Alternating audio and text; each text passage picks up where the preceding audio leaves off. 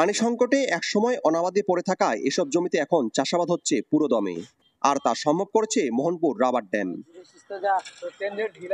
কৃষকরা বলছেন ড্যাম নির্মাণের ফলে খুব সহজেই বড় আবাদ করতে পারছেন তারা।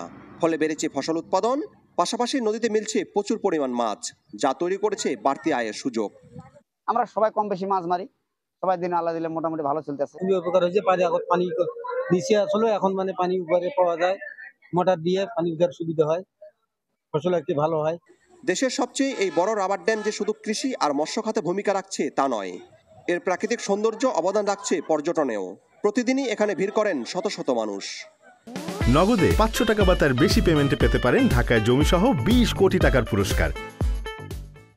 এখানে মনে করেন একটু গোসল করতেছি, শান্তি লাগতেছে গরমের দিনে। বিভিন্ন জেলা থেকে আসতেছে রাবার ড্যাম দেখতেও, গোসল করতেছে, তার সঙ্গে কেউ খায় টুকিটাকি খাওয়া। রাবার ড্যাম হয়েতে এখন ব্যবসা বাণিজ্য করি, খাসি সংসার সুন্দর।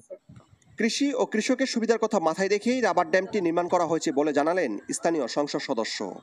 রাবার ড্যামটা করার কারণে কৃষকরা 12 মাসই বিভিন্ন ফসল আবাদ করে, ধানের পাশাপাশি শাকসবজিও তারা আবাদ করতে পারে। পানির অভাবে আর তাদের থাকতে হয় না, এবং এখানে প্রচুর মাছ এখন পাওয়া যায়। জেলেরা তাদের জীবিকার একটা নতুন সম্ভাবনা এখানে তৈরি হয়েছে এই রাবার ড্যামটা করার কারণে।